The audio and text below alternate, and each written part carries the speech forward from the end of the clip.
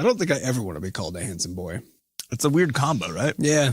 Because handsome's like sort of the male. Yeah, like it started off really good, and then boy, I'm like, maybe this is where I'm at in life, you know? Yeah. She's like, look at that young thing over there. Butterscotch. Hey, everybody. Welcome to episode 121 of Coffee with Butterscotch, the game dev comedy podcast of Butterscotch Shenanigans. I'm Seth, and I'm the games programmer. I'm Adam, and what do I even do here? I'm Sam, and I'm back. And today is October 2017.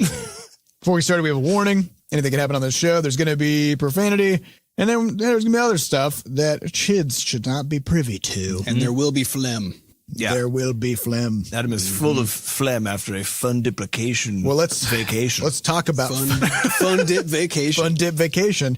So Adam's been gone for 2 weeks. Well, well, gone for 3 weeks, but missed two podcast episodes. Gone for 3 weeks? That can't be right. I mean, 3 podcast weeks. You know what I mean? You missed 2. Is that true? Right? Because you missed 2 in between. Yeah. So the last episode you were on was 3 weeks ago. This math contains is the real end. complicated. It's inclusive. Yeah. You know, Okay. it's like a zero indexed thing. Yep. So let's hear about your experiences. What, for our listeners who don't know the epic backstory, what has happened? Where are we? The epic backstory is that when I turned, every year since I turned 28, something has gone wrong. My body's like, you're old now, even though I was not even 30 yet. So when I hit 28, we talked about this in the past, my ass cheek fell asleep and then stayed that way, except it would get warm sometimes for like 2 months. So that was the beginning of my journey into old age. Yeah, we had a specific dedicated podcast episode about this called Hot Butt Legacy. Yes. Yeah. Which actually, I guess we could see, I think it's episode like 30 or something. It was a long time ago. So this podcast is not only the documentation of our studio, but also our general life. Just our decomposing bodies. And then about a year later, again, like close to when I was turning 29, I started having a lot of reflux, and it would come in like these really bad waves, and then just kind of go for a while. So this was when I was still working from Dallas. And I had an entire weekend I was just laid out because of all like the nausea and the horribleness that came out of it. And ever since then, it's just been this kind of coming and going sort of thing where I'd have a good few weeks where I'd feel great, followed by a week or two where I felt like complete garbage. And at the time I was talking to my dad about this because I got to see some doctors and stuff, and they put me on the stuff that everybody gets on, some drugs that sort of work, I guess. And I was like, you're just going to need to get surgery for that. At the time, I was like, this is bearable. He's a surgeon. He's a surgeon, exactly. Kind of a, when you're a hammer, every problem is a nail kind of situation. Yeah, so I was just like, I don't think, it doesn't seem that, bad. Desperate or bad. So I just wrote it out. But he did tell me, once this starts, it just gets worse. That's the only path forward for you, is this just gets worse. So you can wait until it's really bad and then get surgery, or you can just do it now and kind of nip that in the bud, right? But you're going to need surgery. But again, at the time, I was like, okay, I bet that's probably true. You said, no, I'm a sprightly young man with an uncomfortably asleep ass. Not even 30 yet, So I just figured, whatever, I'll just put up with it. And plus, dealing with all the insurance things and everything because of the world we live in America. So I just kind of wanted to avoid dealing with all of that. So I did avoid it. So now if we kind of fast forward to sort of like early this year, March-ish probably, then I had a new wave came on and then just never stopped. And so I've just been having reflux basically for 6 months, just nonstop. But it still was kind of coming and going in waves. So like get really bad and then kind of be okay again. It's like if just a man started following you around, just every time you ate, just punched you in the stomach. Yeah, but just a little bit. A little bit. Just like sometimes a little harder than others, but just jab. Yeah. And so I was like, I was taking more and more drugs for it, and just kind of riding it out. But because it was constant, but progressively and slowly just getting worse. I didn't realize just how bad it was getting until it got so bad that I couldn't not notice anymore, which was basically like 7 or 8 weeks ago now. At that point, it got so bad that I was just distracted all the time when I was trying to work, when I was trying to program. I just felt this kind of pressure and uncomfortableness, and it wasn't super painful. Probably lots of you out there listening have this because something like 30% of people have it, which is just part of our shitty biological design. So So you know what I'm talking about. It doesn't hurt, but it's very uncomfortable and super fucking distracting. And so I just couldn't work very well. But again, it got worse and then it just stayed bad. And so I just kind of adapted to it in that I would just like every day I just felt really bad and was kind of distracted. But that was just my life now. And so that's just how it is. It's just how it was. You know, you're in the 30s. Yeah. That's just life now. It was just how it was. And then so coming up then to basically, I guess 4 weeks ago now, 4 weeks ago, it finally just kind of hit a peak where it was just so bad that there was not a moment where I could just kind of forget that I felt those sensations. And so then I called my dad up and I was like, right, I need to get this fixed. I was coming up to Iowa for a wedding anyway. And so I was like, can we just, can we get one of your, let's pair this, can we get one of your partners to just like do this? Do the old debauchery. Yeah. Well, I'm in town for this wedding. Could somebody wrap my stomach around my esophagus? I mean, save a trip, So we said, yeah, because of course, don't waste an opportunity to have somebody have surgery done to them. That's right. And so, but I mean, it was awesome. It's great to work to have this done in a small town, and also with the enormous privilege of it being my dad's practice, so that was a pretty good deal. So I got in really fast and got through the whole thing. The VIP, got the VIP pass. Well, let's talk about getting stabbed in the belly. Yeah, I do want to talk about the fact that there appears to be, and I'm going to call surgeons out on this. There appears to be literally zero experience design for the patient in mind. There's not a lot of, well, there are some things that are nice. So like so I guess, yeah. So I get to Grinnell, where I'm getting this thing done. And Dr. Kuiper is my surgeon, did a great job. He was he was not part of the problem. I only saw him before all this happened. Then later on, I was unconscious. He stabbed me a bunch, and then I didn't see him until I woke up. Right? It was great. So his part of the experience was fine. Customer service. But the rest was different, which is you come in on your surgery day, so you have to shower with this like antibacterial soap so that you're nice and sterile. And you come in, you sit down in a chair, take all your clothes off. So they get you hooked up in an IV, so they're ready to put drugs in you. And then now you start getting a variable experience. So if you want, that's one way to put it. If you want, you wait an unknown period of time, depending on what's going on. Right. And if you want, you can take a drug that will just kind of make you less anxious.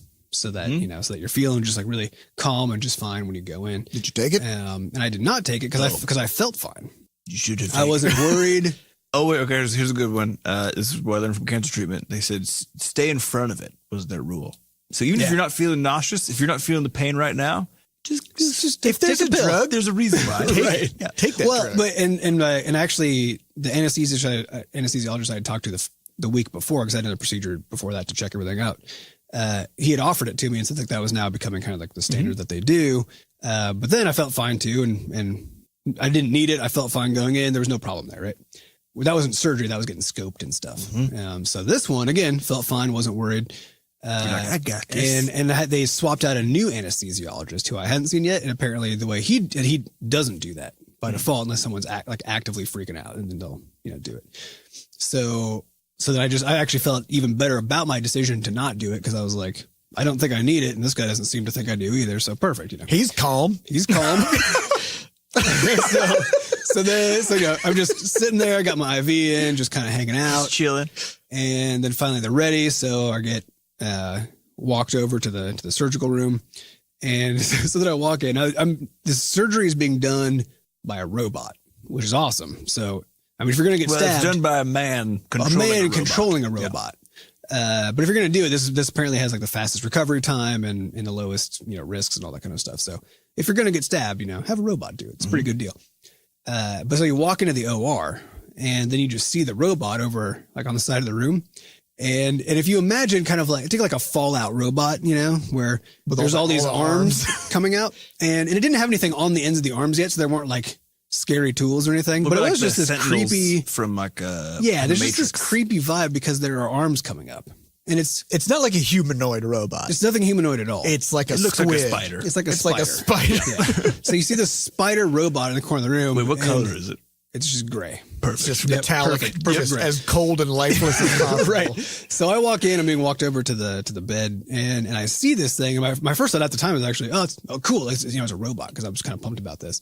And its little arms are sticking out. And then as I started getting on the bed, I was like, those arms are going to be in my guts. And that started to kind of weird me out a little bit, but I wasn't getting anxious. I was just like, that's very weird, you know? And I was more musing about the weirdness of the situation I had found myself in. So I get up, they put me up on the bed, and there's only the anesthesiologist and a PA and maybe a nurse in there. Things are fuzzy because this is about when I went unconscious, right? So I get up on the bed, and the bed's nice and warm because the OR is really cold. So this is a great user experience. Get up on the bed. So I'm just like feeling like really warm. They put these things on your lower leg that just kind of compress and uncompress, you know, so to keep your blood moving in your legs. Ooh. Also felt really nice. And I remember thinking, I want some of these for home to go to sleep. Like, this is really nice, just some of these leg squeezers. Yeah, it's really good. So I'm getting this like really nice experience. I'm kind of getting settled in. The kind of weirdness of the robot, it kind of, left my memory. It was fine. You're not looking at it anymore. I'm not looking at it anymore. It's off to the side. So then they start getting me ready. They put the mask on, so I'm kind of getting woozy, but I'm still fully conscious. Mm-hmm. And then to do this, they have to, so my arms are at my sides, but it turns out there are these like kind of little table things that kind of rotate out from the bed that your arms are on, so that you end up in a kind of a T, right? So your arms are off to the side. And the anesthesiologist, like you're being crucified. Like you're being crucified, which is the joke the anesthesiologist made while they were pulling my arms out. And so he made this joke about that, which was definitely, off color and probably inappropriate. I actually was kind of amused by it. Sure. You're a good target audience for that. I was the appropriate target not audience. Everybody would have. No, it could have landed very poorly. He knew. He read the room. Right. He's like, this guy's basically unconscious. Right. And I was kind of, I wasn't fully with it, but I was with it enough. So then my arms are fully spread out. And this was the point where all of a sudden, like, now I'm just exposed, right? Because my arms are no longer next to my side where it kind of felt cozy and safe. Now my arms are off to the side. And I just heard a joke about crucifixion, right? And there's this spider. There's a spider robot off in the corner whose arms are going to be in my guts, and they go through your belly. So your belly, which is the least protected part of your whole body, the one to get stabbed. Yeah, it's the one that, notoriously, if you try to touch animals' bellies, if they're not really, really domesticated, will freak the fuck out. Yeah. Because that's how the animals die, is by having their bellies cut open, right? Right. So, and we're just animals, in case you forget. so I'm kind of getting kind of woozy, and all of a sudden I'm like, holy shit, I'm going to get stabbed in the belly. Like now, right? Right now. Like right now. And so my arms are off to the side. I can't protect myself. But I also, I'm not fully with it. So I don't even know what to make of this fact. Nah. And then. Should have taken the drugs, Adam. This is the lesson. Always if you're going into surgery, drugs. take some anti-anxiety drugs, because even if you're not worried about it, once you settle in, if you think about it a little bit, it is a little creepy. Yeah. And a little disconcerting. And then they just threw some drugs in, and I remember thinking, ooh, that's really uncomfortable and hot, because that was the sensation that it provided. And the anesthesiologist was like, he's like, I got you. And then all of a sudden it was fine. I don't know what the fuck he was, just chemicals, who knows? And then I was fine. And then I woke up a while later. So, and everything after was fine, but so it was like a 3-minute window. So the sight of a knife wielding robot. Yeah. Some would say unsettling. It just turns out unsettling. Well, particularly when it's going to be in your guts. Yeah. So that could use some user experience improvements. Just hide it behind a curtain, or put some googly eyes on that shit. Googly eyes on each arm, or like a Muppet. Put a Muppet on each arm. Sock puppets on it while it's sitting there. Yeah. Maybe hide it behind a curtain, and maybe give it some flame decals. Make it fun. Yeah. Right now, it's a murder robot. Right now, but it is just a murder robot. Just put some decals on it. Well, yeah, I mean, this is just like, Sam, when you were stuck in the hospital the whole time. Mm-hmm. Everything it's beige for some. All right, so you go if you're in the children's wing. Everything is super colorful. There's like animals on stuff, and everything's meant to actually try to like create a feeling of easing the tension, right? Mm-hmm. And then you go over to the adult section of the hospital, and it's like, you're on your own. Fuck you, right? This is like beige, hard surface floors that are just like plain white tile. Yep. No artwork on the walls, just cold, sterile, nothing good, right? Yeah. It was. I remember the day I went, because I couldn't get out of the hospital, but they let me walk through all the tubes in the hospital to the children's area, because they had like a better lunch menu one day. So I snuck over there. And I remember entering into that area, and there's like these sweet, just huge murals on the walls and toys just like everywhere. I assume there were also organizations coming in and throwing money everywhere. Basically. Yeah. And then I was like, I'm I'm dying. Like I'm I'm building down over. Yeah. My feelings matter as well. Nope. Yeah, I don't know how I feel about the idea that the way society sort of like as soon as you're 18, it's like you're just emotionally on an island now. Like nobody's gonna help you. You got to be serious. You know, you got to be serious. It's almost as if everyone's just accepted the fact that life is kind of hard, truthfully, like over the long term. But for some reason, they're like, because that's a fact, that sort of gives us the excuse to neglect. Just keep it that way. We lessen the impact of that fact on kids by hiding them from it, and then increase the impact on adults by just embracing it and then exposing it and then making it worse because of all the decisions that our legislators make. So, it'd be good, like a good way to do the whole you getting crucified situation. Uh-huh. If they put if your arms are down by your waist, and then they attach them to whatever the thing is, and it's swung out from there, and then so they attach you to it, and then like, okay, cool. And then once you're completely unconscious, then they put your arms out. Yeah, easy peasy. But just that awareness that an exposed belly is just one of the creepiest, inappropriate things when you know you're about to get stabbed in the belly. Wait, did they have your belly covered at this point when you were? At this point, I'm pretty sure I was still covered. Okay, that's good. That would have been fucked up if they were like, "Oh, put your arms out and let's get this blanket off here." Okay, now you're just dangle this spider over your belly. Well, and they have to do a lot of things because they gotta there's a lot going on. They gotta shave any hair off. They gotta sterilize it. They gotta prep put all these sheet on there. They just got to do all these things. So I get that the moment you hit the OR, they're just powering through stuff. But it definitely would be better if they just held on, because it literally takes you 1 minute to fall asleep. Right. Actually, about 5 seconds once they hit you with all the juice. So if they just kind of optimized for that a little bit, so they just knock you out as fast as possible, and then unveil, then bring out the murder robot, and spread your arms out. Yeah.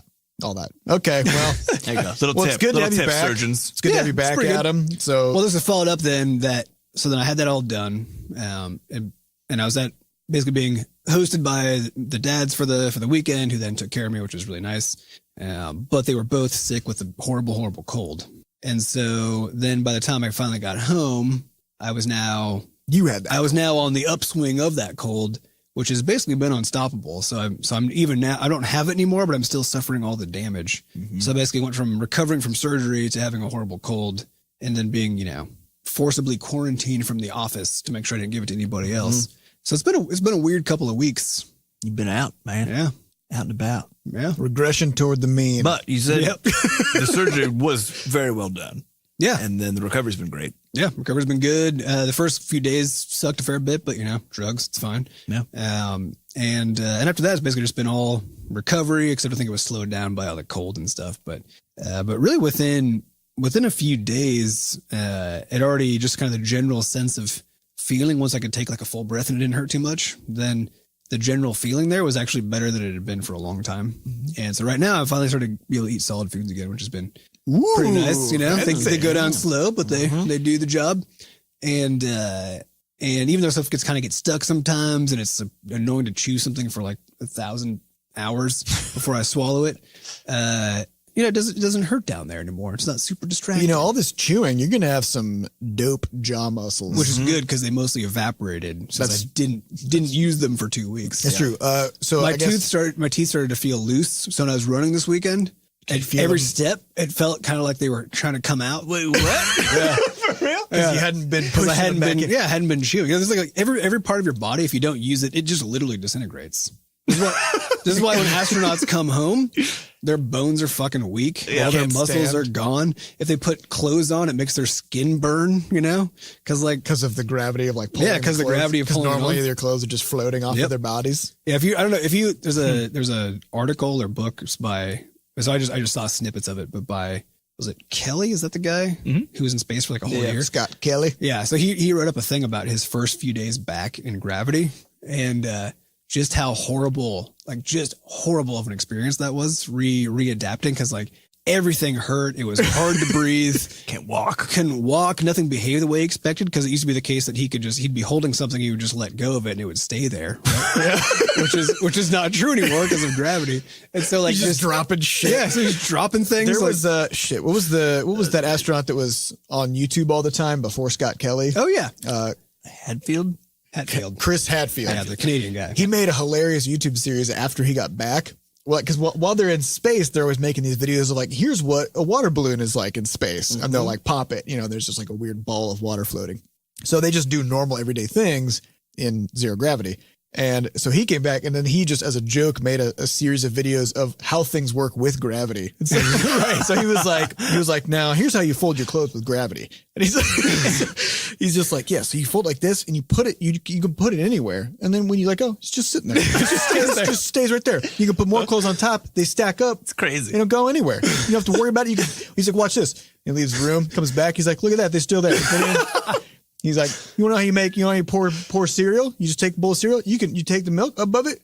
Boom. You just pour it. It falls right out of the carton. Right. And he's like, you can pour it from up here. He's like, hold it. It's amazing.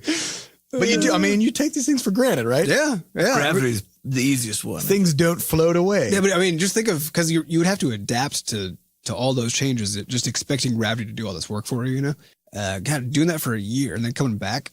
Well, even things like when they shave. Yeah. Like you shave and the hair falls into the sink. You shave in space and the hair just fucking like shoots all over the place. So you need a vacuum attached to your razor. A really good one. So that it's just constantly sucking the hair off your face as you trim it. Otherwise the hair gets clogged up in the vent system of the space station, And presumably if you sweat, then just beads of sweat. They just come off floating. They just come off. Yeah. They don't run into your eyes. Space they just leave. Why are we going there? I don't know. It's a silly place. Space is a silly place. So otherwise in the news, Sam and Monique went on a trip to California. Yeah, we did some business. Which I can talk about. But I got back on Saturday and sort of seemed to manage the jet lag. Okay, we'll say, and I know this is a rule, but going west to east is worse than going from east to west, right? That's how I have felt. At least it sure as hell felt like it. So you mean if we go from where we are in the Midwest to the West Coast, correct. That is worse. No, that is easier than coming back. They're coming back from the same trip. I think it's different. I think it hits you the same, but it lines up differently, which is what makes it harder. Because I remember when I went to India, all of a sudden I was waking up at 4:00 in the morning every day, which I loved because I was like, I get my day started, right? Like, I was more tired later in the evening, but waking up early is never really a problem. When you come back and all of a sudden you're sleeping until like 1 p.m. and people expect you to be awake. You feel like you've lost your day. Yeah.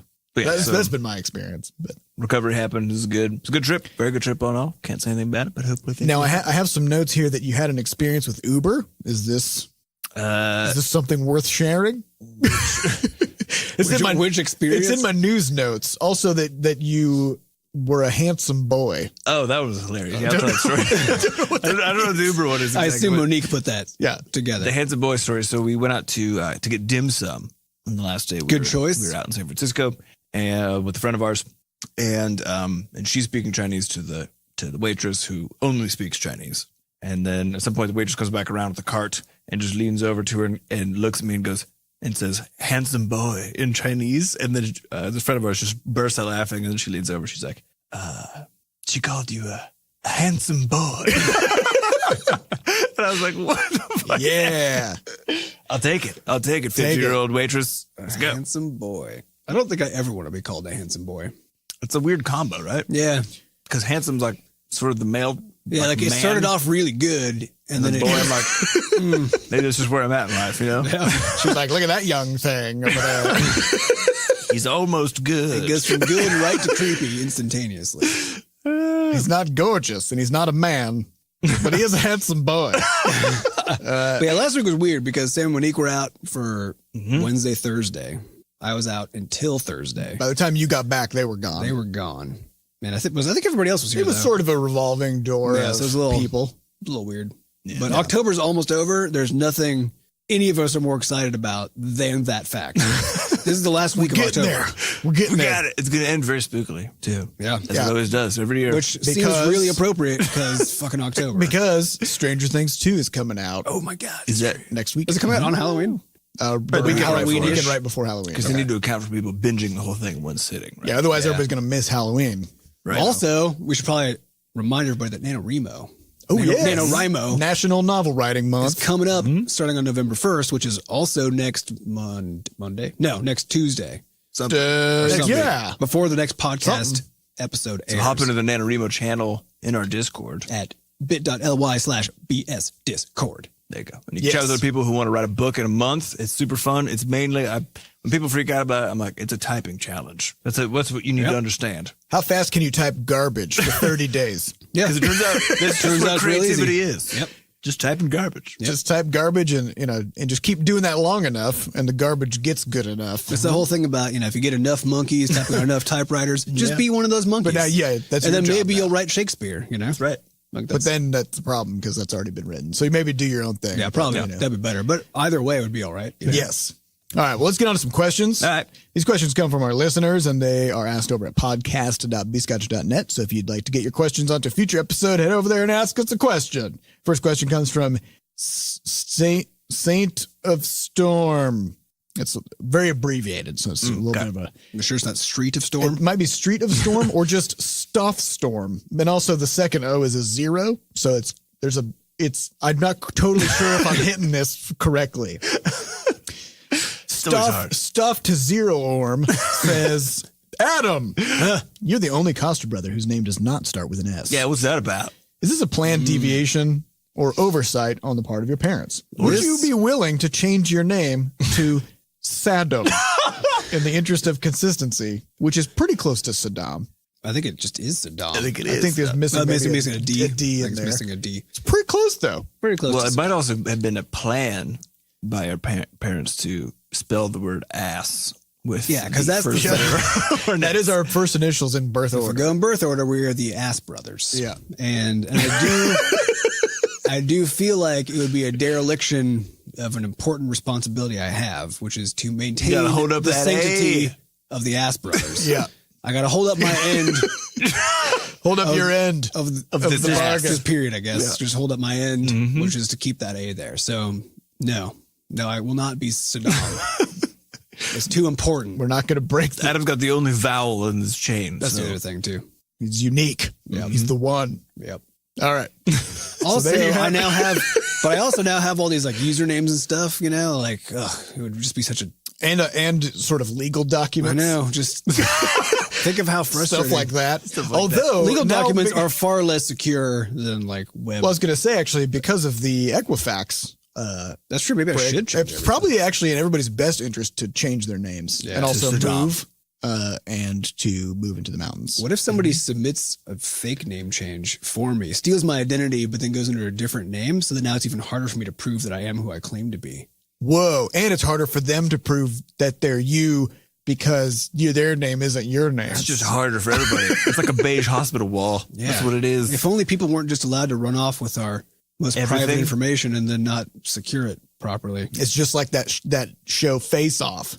Exactly where Nicolas Cage stole John Travolta's body or something. Or one of them, did you ever actually see the movie? I saw it and it was fucking weird. I don't think I've seen it. Because somehow not only do they change the person's face, they also change their voice.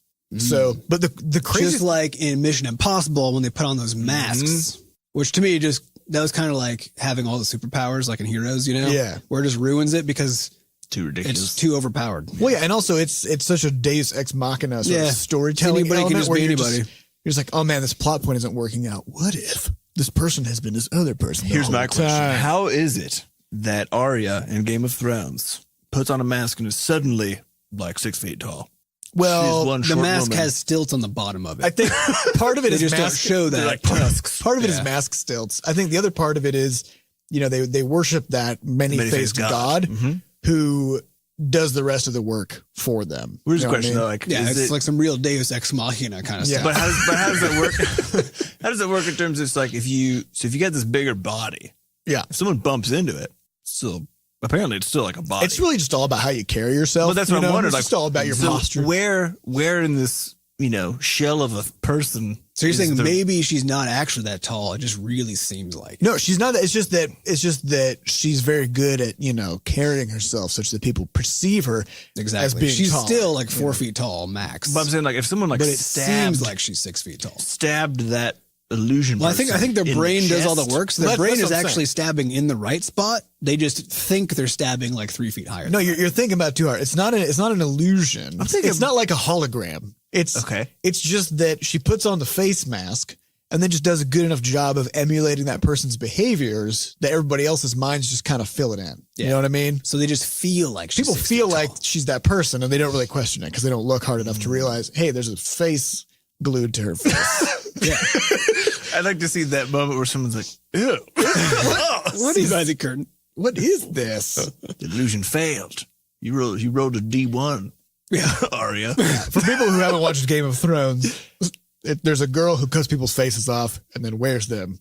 And apparently Just normal just stuff. Somehow- turns into them. I don't know. Yeah, and then she sort of emulates them, I mean, much I like can in Mission Impossible. I can see how the face would work. I just can't see how the whole rest of the body works. You know? It's just all about costuming. Yeah. You know, It's all about costuming and just how you portray yourself. you got to raid that wardrobe once you take their face. Yep. You know, then you wear their armor. Or and just stuff. you just be naked and portray yourself as if you are fully clothed in the kind of clothing that person would wear. You just got. It's all about confidence. Yeah, you gotta, it's just about confidence. It's like someone's like, I feel like washing- that person's naked, but But they seem so they confident. seem like There's they're no wearing way. a robe. I mean, I see then- that they're naked. But you don't though. But I get the sense- because you can't believe it. You know, so you just assume Like, there's how a could robe that there. person be naked and they're behaving as if they're wearing a robe? Yeah, this is actually the thing that they don't tell you about. You know, that whole story about the emperor with no clothes. We tell it as if like the emperor was dumb and all these people for like fawning over him, being like, "Oh yeah, like we're not going to tell you that actually not wearing any clothes." They couldn't tell because that emperor was so fucking confident. Yeah, it's really what the story was The story is about. It's all about how you wear it. Yeah. you know, it's about. And there was just this about your one. attitude. There was just this one guy who was just unshaken by the confidence of the emperor. That's really what I think that's really the true moral of that tale. Yeah, and that person just, you can't trust him. No, you can't. Really. Who is that? They see right through you. You know, you got to keep those people away. That's right. This is a good way to know who your enemies are. Yeah, go striding around town naked. Yep. And whoever points it out, you stay away from that person. All right, next question comes from. It will probably be the cops, though. We should note, and then you also will go to jail. It will be the police. Which you can feel however you want about that, but you will be in jail. You will be in jail. So also don't. Maybe don't do that. All right, next question comes from Rampandapus, who says, "I've been reading Blood, Sweat, and Pixels. Great book. Good book. Crunch time comes up a lot. In fact, I think that's what it's about. It comes up in every single chapter. What's the studio's stance? How much did the three of you crunch leading up to the Crashlands launch?" Well, this is interesting.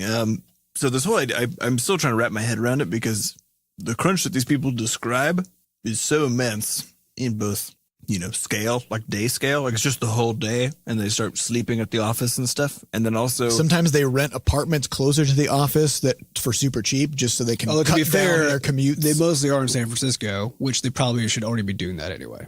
Yeah. so then, But I mean, they also keep their original apartments. but then there's also the duration where they're like, yeah, we crunched for 6 months.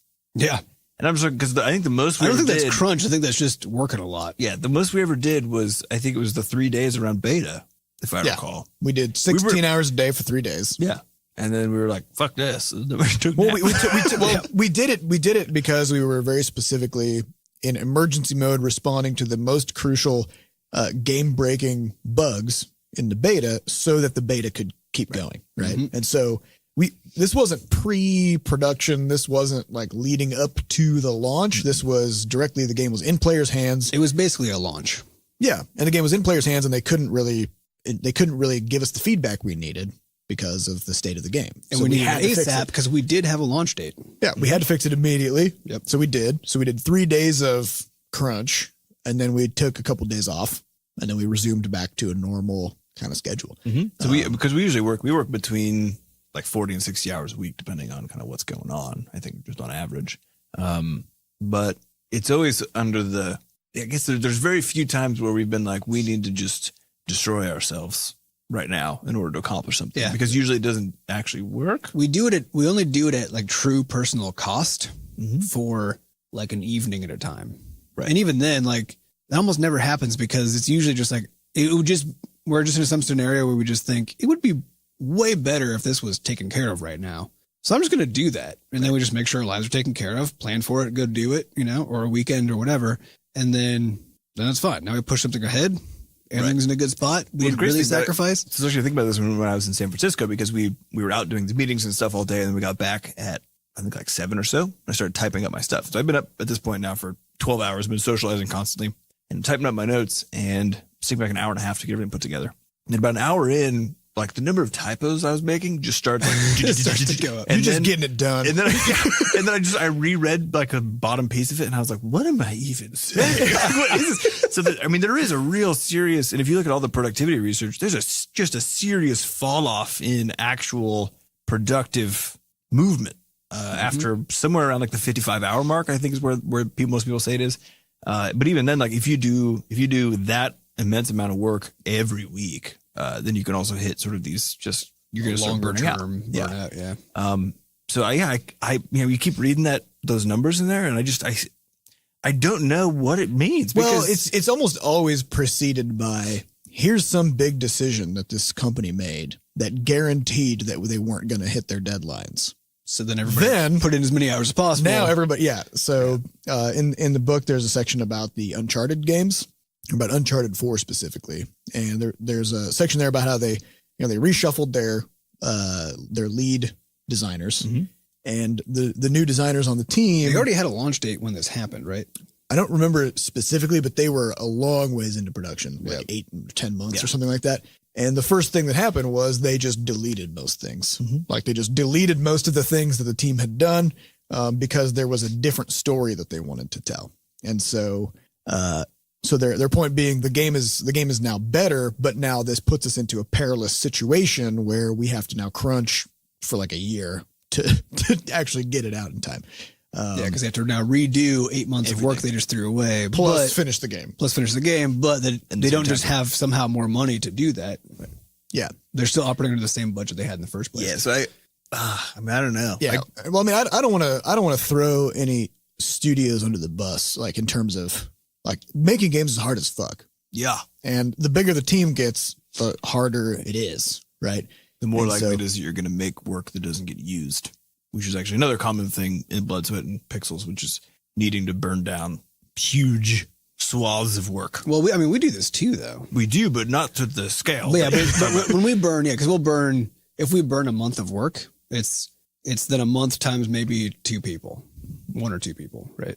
So it's a human month of time that gets burned.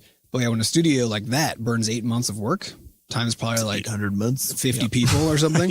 But this is the important takeaway there is that if we behaved the same now as we did if we have 50 people, then we would just be also creating that kind of waste, right? I mean, it's easy for us to kind of armchair quarterback from over here and be like, you guys need to do it better, right? And like we got 7 people on the team. You're like, our entire studio is like half of the art division of a larger game. But everything does scale up though, because even if you just say, well, okay, so we do the same thing. We also just throw time away because you do. And like, this is an iterative process. That's what that means.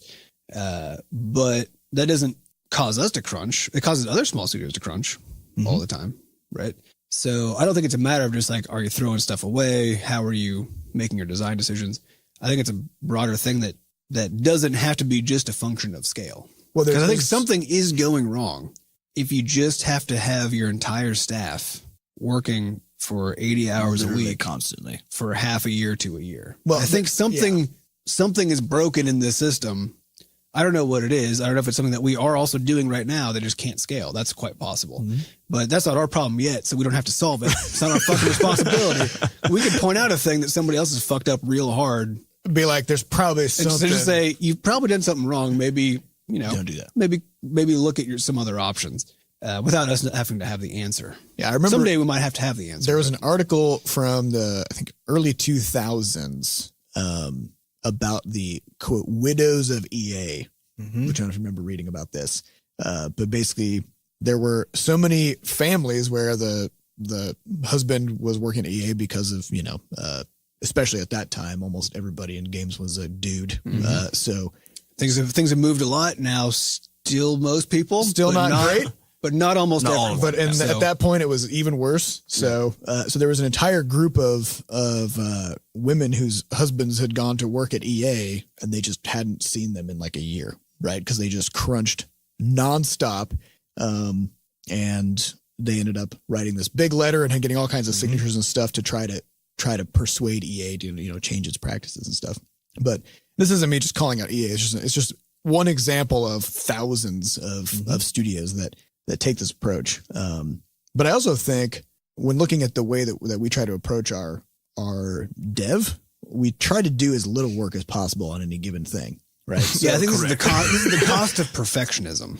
Yeah. So we're strict adherents to the good enough principle, which is you establish, which maybe we should change to the what can we get away with? The what principle. can we? Well, those are two sides of the same coin, right? So because you could come at good enough from two directions, and it's important which one you choose.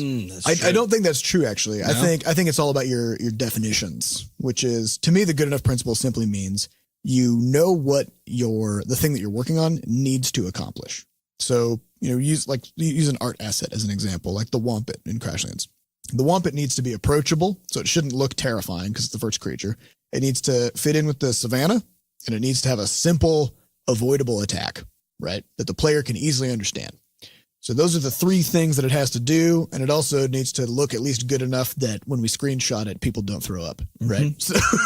So those are the requirements. So when you made the Wampet, Sam, how many Wampets did you make? Like, how many versions? I made one. You made it once. Yeah. Right? You made it. We didn't do concept art. Sam just made the Wampet, and then he showed it to me, and he's like, how's this? And I went through my mental checklist of the things that it needs to do. I was like, yeah, it does those things. Put it in the game, right? And that Wampet is still the same one that we started with, right? Right. So if you think about it from the perspective of like, what can I get away with? It really is the same thing as coming up with a list of criterion for that thing has to accomplish. Just because you can choose what that list is. Right. Yeah, you can also chose a list that was what could we get away with, but the list could have been very different, where it could have been the same list where you say like has to be approachable, but the interpretation of that might mean like really fucking cute and like cuddly. So Sam might have made the Wampet as it is. Well, this is why you got to be clear on your language choice, right? But it's not even just clarity. It's also the choice that you make in the first place. Because you could choose your list could be things that require. And actually, if you recall, the original Wampet had no frames at all of anything happening. And that was the what could you get away with thing. We're like, we just need a thing that jumps. We're going to detach its leg from its body. So that is true. And then later. Then it wasn't sufficient for some reason. Later it was not good enough. Yep. So we added a frame where its leg was bent. Right. Because in exactly one frame, because the question was still, what can we get away with? Right? One extra frame. Right. And when Seth was forever ago, when he was having Flux throw stuff in Crashlands, the code made it throw from her feet. Because of how it was set up. Nobody noticed. But nobody noticed, and so he didn't need to solve that problem. Because also Flux would jump, and the thing, when she threw it, it would come out of her feet, but it would also just too much was happening. It would be flying upward at the time. A lot happened. It just kind of felt like whatever. Yeah, and as we've talked about in the past, anytime Seth was like, this is gonna be hard to animate something or whatever, he just put an explosion on top of it, or a little bit of screen shake, or something that caused the person watching to be distracted enough that their minds made a thing happen instead. Right. Because again, the question, because we could have been like, we got to wait to make this feel just fucking perfect, just like have everything about this animation. It's like being naked and convincing everyone to get clothes on, So this is our solution. Well, it's like being naked and then always being like, look over there. Right. Like this is our solution to the crunch problem is we don't do it because we are always trying to do as little work as possible for any individual part of the dev process. So we don't. And I remember reading a section of Blood, Sweat, and Pixels about, I think it was Uncharted. And they were talking about how they had somebody spend a month working on making it so that when a sack of grain gets shot by a bullet, that the grain pours out of it and the sack slowly deflates. Yeah. And what bothered me was that the book talked about this like it was a reasonable thing to do. Well, not only reasonable, but an admirable thing to do. Where it was like this attention to detail is what made this game what it is. And it's like, no. No, it isn't. This game is like there's explosions everywhere. There's chase scenes. If you just had it so that when you hit that piece of grain, if just grain particles just poofed out of it, that would also be fine, and that would take 8 minutes. Just exploded, or if it exploded and just shot grain everywhere. That'd be incredible. With just fuckloads of camera shake, right? Like make grenades. There you go. Yeah, but the idea of sort of looking at that level of perfectionism for things that the player can't even perceive and sort of holding that up as a pinnacle of sort of the approach to take, and then being like, why does everybody crunch all the time? Well, because y'all are trying to deflate grain sacks. Doing so much work for no reason. So anyway, can we not? That's that's why we do not crunch. Because we just don't. Yes, we cannot. We cannot. Yes, we cannot make deflating sacks of grain. Yep. So, anyways, hey, speaking of which, Menelus says, "What was your latest can we not moment?" Mine was to not make dinner tonight. Pizza. Nice. Actually, I had some good ones last week because I was starting to recover, and so I was starting to be able to think clearly again, kind of the first time in a while. So I was finishing up the old code project I was working on before all this stuff went down. So I just had some kind of final pieces of the puzzle I had to do, and that was mostly just kind of refactoring some of the stuff that was already there. So I sat down and refactored, and I was looking at it, and I was like, I'd put in 3 different systems for sort of like security things, some other kind of stuff. Then I looked at it, but I kind of thought back through it, and I was like, I can get away without having these. What can I get away with? You know? and so I thought about I wrote it. I thought through it very carefully because there were security implications. So I was like, I need to make sure I know what all these are. Because again, part of your criteria of things you need to be able to get away with. Yep. Is not having everything explode. Right. So you can't, like, if you're using the what can I get away with principle and you're at the stupidity level of Equifax, right? And you should use a different. But principle. I think importantly, they didn't get away with it. That's also true. So they failed. Well, except that they did. They did for quite a while, and they still have because they still exist as a company. Well, actually, by all accounts, they're doing great because now everybody's paying Equifax to freeze their credit. Well, they made it free. Oh, they made it free now, so. But only for like 3 months or something. Yeah, it was very kind of them. That's great. But anyway, but the point is that the good enough principle, sort of like when Sam and Seth talked about nuance about some stuff last week, it's the same deal here, right? That doesn't mean do a bad job. That means right. Have standards and then meet them. Have standards that are appropriate to the problem and meet them, right? So and then stop. And then stop. Don't go any stop at that point. And so that's what I was looking at. I was like, okay, so I wrote it out. I was like, what are the implications if I just literally remove each of the 3 different features that I'd added? Because I was looking at them and they each added a bunch of complexity. So it made the code hard to understand. And spoiler alert, complexity in code creates security holes because you can't form a good mental model of what it does. And so it's really hard to know if you've left a hole in there somewhere, right? So it increases bugs and increases security risks. So it may not create security holes, but it makes it way harder to plug them. Yeah. It makes them harder to plug and harder to find and harder to even think of in the first place. So I was going ahead and I was like, given the complexity of the system, that in itself is because it was trying to introduce a security feature, but a complicated security feature is really just a security hole. So then I was like, what can I do instead? And then I realized 2 of them I could just literally not have because I had other features already that were redundant to it. And the reason I put them in is because I wanted redundancy. But I was thinking about it and I was like, this is actually not making redundancy. This is decreasing the security of what I already have. So I guess an analogy would be you have this giant ship that you're building. There's a hole in the side of it. And you're like, I'm going to plug that hole with a leaky boat. Yeah, exactly.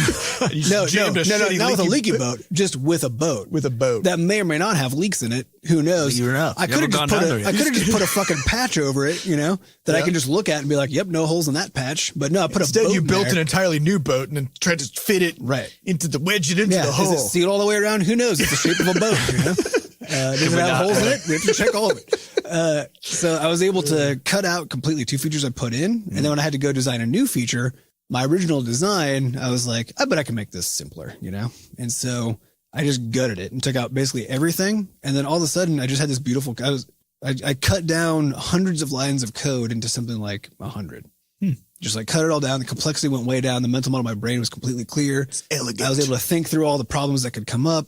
And I was just like, oh my God, this feels so good. And, although a lot of that was, I was so pumped I was able to think again for the first time in a while. So that's pretty good. But the first thing I did when I was able to think was embrace Can We Not. Well, we used to talk about process improvement in the studio, but really process improvement is just eliminating steps. Oftentimes, yeah. That's basically because like you're at A, you're always starting at A, and you need to get to Z, right? And so as long as Z happens, then the rest of it doesn't really matter. Right. That's like you got a destination that you're trying to accomplish. You could go A, B, C, D, E and just walk your way through it. Or if you could just go straight to Z and not give a fuck. This reminds me of that Event Horizon movie where they ended up in like a hell ship because of folded space time. Well, yeah, I mean, you got to be careful to avoid the hell ship. You want to fold your point on top of itself, If you improve your processes enough, you do summon a hell ship. Yeah. I think then you could just use it to plug the hole your security problem. Right. This works. Yeah. This checks out. So I think part of that for me, I can't talk about specifics because Scuffle Buddies. Yeah, Scuffle Buddies. So many secrets about Scuffle But Buddies. we were working on an interface for the game, and in order for me to get the, Wait, is that a spoiler though that there's an interface with it? yeah, we'll edit that out. Okay, cool. So working on an interface for the game, and in order to get that interface to appear, there was a series of steps that I had to go through that was like 45 seconds long, some of which involved like a test of skill, and some of which was like a test of memory and all this other shit. He also had to talk to like a troll thing by a bridge, and it asked questions. I had to tell it my 3 wishes, Yep. All of this shit. And then finally that interface comes up because that's the part of the game where the interface is. And so my can we not moment was, I'm not gonna do that shit. So I just created a hotkey that, like, yes, it took me about 15 minutes to recreate all the conditions that needed to be there for that interface to be usable. But I did it. So it shortened that feedback loop from about 45 seconds down to about 3 seconds. So then I was able to just jam on it all day long, and I had a perfectly tight feedback loop and didn't have to fuck around with that anymore. That's super nice. I think my most recent one, less work related. So my dog shits in the yard, as most dogs do. And I pick it up. That's good. Because I'm a good citizen. Our neighbors do not pick up their lab's poops, and they're like the size of a child. It's disgusting. So the problem here is that every Tuesday night when I get home, I roll the trash cans out front for the garbage to pick them up, right? And then Wednesday morning, when I take the dog out, dog craps, and then I'm out back, and there's no trash cans for me to put the dog crap in. At this point, you need a little tiny trash can. At this point, I have a dog with me, and I can't just go up because he's still a maniac, and he'll probably attack someone. So I have to go back through the house, and then usually just set this bag of shit, like out, like near the door outside. But like I'm not gonna go all the way out. I'll just take them away. So that's been happening for a while. And last night I took the dog out, and then I was like, Could I not fucking do that? And I realized I could just take the trash cans up in the morning. I don't need to do it. I just don't need to do it because I get up so early. Yep. Gives a crap. Literally. The dog did. The dog does. Which was the whole problem. So that was my real life. There's another workaround for that too. I discovered we were trying to find a cat sitter when I was off getting stabbed in the guts, which is that there are several companies here, the ones who do dog sitting and stuff, who, as part of you can pay them just to come pick up the dog poop out of your yard. How much is it? Real cheap. No, that's the thing. It was very cheap. So I don't feel ethically okay with that. But you may want to do it for your neighbors as a present. Just to that's those passive aggressive shit. I got you a gift. Somebody's picking the shit up out of your yard. I gotta say, having a dog, the amount of time that you spend now in your life carrying around sacks of shit is just way higher than it should be, probably, frankly. This is the number one reason I'm uninterested in getting a dog. Yeah. And by uninterested, I mean actively disinterested. My dog is super cute. Yeah. Dogs, to me, I don't argue at all. The dogs are cute. They're good companions. They're fun to hang out with, etc. All over everything. Yes. There's this very high cost of poop, and for me, it does outweigh basically everything in the universe. Well, there's that, and also you can't just go somewhere. So there's one problem I have with it is that there's this thing called echoic memory in psych terms, and there's also visual echoic memory. Echoic? So it's like if someone says something to you, you essentially can repeat it back. There's a little sort of cache that happens, and so it's sort of sitting in there for. This happens in movies all the time. Somebody says something important in the middle of the movie, and then later during a pinnacle moment, the person replays that inspirational phrase. Sure, but it's mainly it's mainly supposed to be a short-term memory thing for various that person's ghost. Yeah. So the problem is the short-term memory I have for the sensation of picking up warm poop. Sometimes it lingers. I don't know if this happens to you. Lingers on your hand. Afterward, feels like the feeling. I just always would just wash my hands like crazy. Even though there's a plastic bag and everything, but I'm not. I always do it too, but it's always there's a memory in my hand, and I just do not like it. As much as I hate to say it, you get used to it. Once you've been picking up poop for a year, it's just part of it. That's just your warm poop holding hand. It's your poop hand.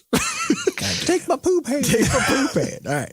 Next question comes from DVXme. I don't know if it was said before, but why did you remove the butter up a friend feature from some of your games? We weren't allowed to have it on Apple. Turns out we've been violating store policy for a year. Yep. Because Yep.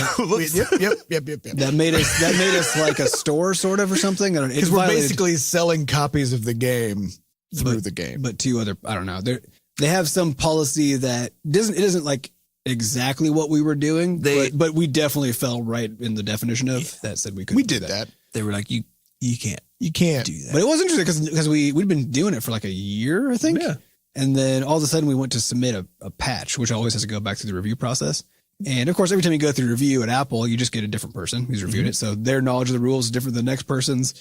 And also what they'll tolerate is different. Very good knowledge. This of the person rules. needed at least this part. Much better than we did. Yep. And they were just like, no, you can't do this. And we're like, what? Why the fuck? No, we've been doing it for a year. We might have made the mistake of being like, but we have it in all of our other games.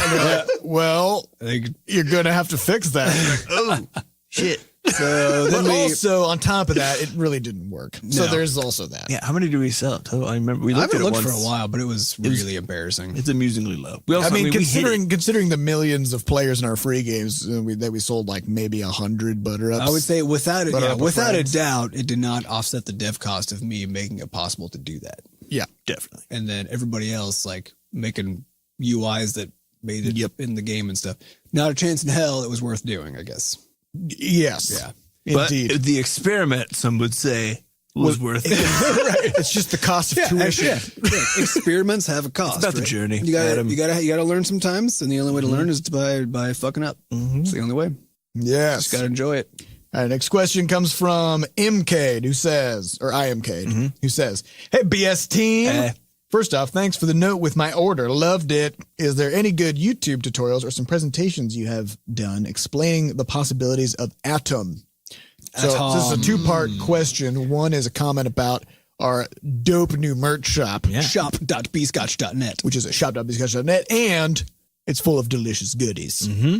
And Monique was cool enough to handwrite notes to our first round of orderies. I think that's what they're called. Orderies. Mm-hmm. They were getting real ordery.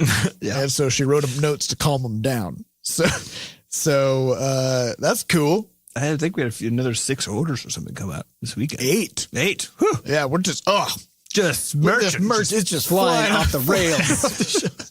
I think we are sometime in the near future. We're going to start actually like opening up the shop beyond the podcast listeners. Yes. So that'll be interesting to see. Yep.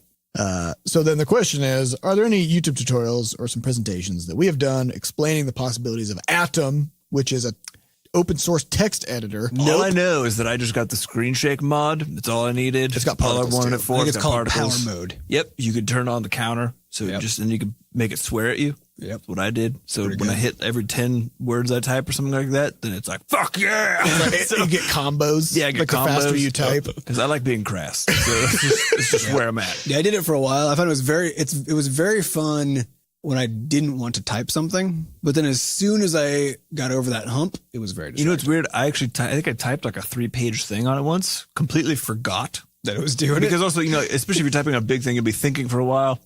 And then you'll come back to it and start typing again after you take a little break. And so the combo counter runs down. Oh, yeah. And so then you build up your combo again. And you come back and you're panicked because you're like, oh, fuck, I'm losing my combo. It might be actually super useful for NaNoWriMo, honestly, as far as like actually, hit a cadence, There's another thing, which I think might be a web service. I'm not sure. I can't remember what they call it. It's like, there's some name for the mode that you can write in, which if you stop typing, there's like a timer that starts going down, right? So every time you stop typing, there's kind of cooldown activates.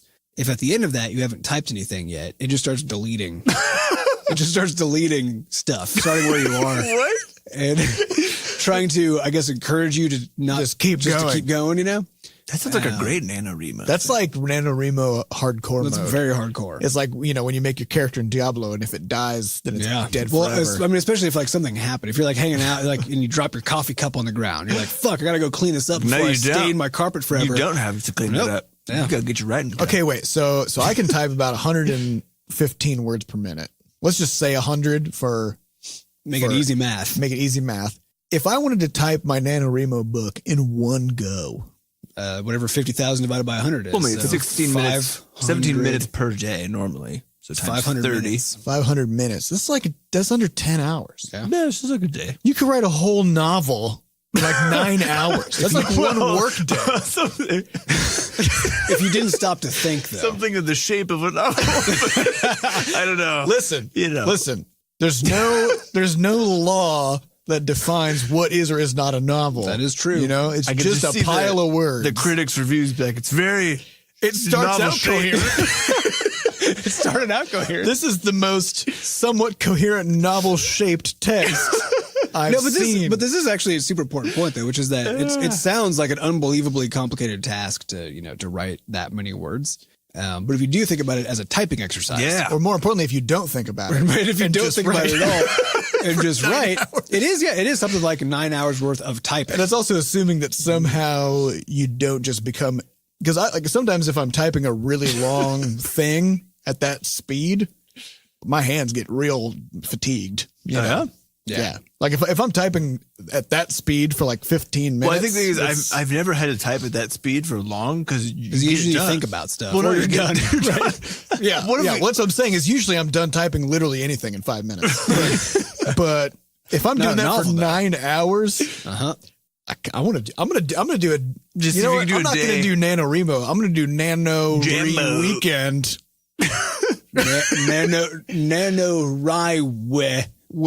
NaNoWriMo. Just do that. Yeah. Just to do it all in one weekend? Just fucking crank that shit out? Just do it. You know, like, why are we fucking around with this? Like, why are we stretching this thing out over a month? It only takes 9 hours. But it is a question of how much of the time is just spent, thinking about what you're going to write. Because too much. Ideally zero. But it was true back when I did mine, fucking forever ago. That it was actually the case. I did a little bit of planning before each writing session just to think of like, what am I going to hit today? Waste of time. No, but only a little bit. And then I was just writing, but there were still little phases where I, pause for 30 seconds or pause for a minute or whatever. Too much. but it is a question because I didn't think about it in those terms to ask the question of like, can I not? Well, either can I not, or just what is my division of labor between just instantaneously typing the thoughts that are happening versus planning a little bit and then starting to instantaneously type thoughts that are happening. Because it is still good to have like some groundwork, like a little bit of just re-outlining. You don't know that though, because you've never typed without groundwork. I did it basically without thinking, and I got it done twice, and it was very fun. Well, think about when we talk about our design process and how it's very iterative and freeform, and we essentially have no fucking idea what we're doing, and then eventually we just keep sort of slapping it around until the game pops out. Yeah, right? But that's about editing. That's not about writing. Because writing, if we're talking about like just straight writing without thinking about it, then all you're doing is making the thing that you now need to slap around. Right. Well, except in a game, a lot of it is there's systems that constantly interact with each other. Yeah. In writing, you're creating a sequential narrative. Yes, and yes, it does refer. But a sequential narrative, is a bunch of stories that'll interact with each other. Yeah. And so really, what you got to do is you got to just keep in your mind, like, what have I said so far? Then how do I just keep moving forward? Right. Yep. You got to write your book in such a way as it never refers back to itself. It lives in doesn't allow the past to change. So you need to write it. You need to write it in the present tense, I think is the important point, because you just narrate yourself typing. You're just living in the moment. So I did have the idea. I don't know if we talked about this before, but I had the idea of writing a book that helps people sleep. What are you talking about? So I like to read before bed. Okay. But I always get so amped up. So all right. I want a book that's so fucking boring that's its purpose, right? That it's because also like Adam said that sometimes he'll read really technical books before he falls asleep so that it helps him fall asleep, because you have to really like focus. It takes a lot of mental effort. Yeah. But the problem is there's actually useful stuff in there. Yeah.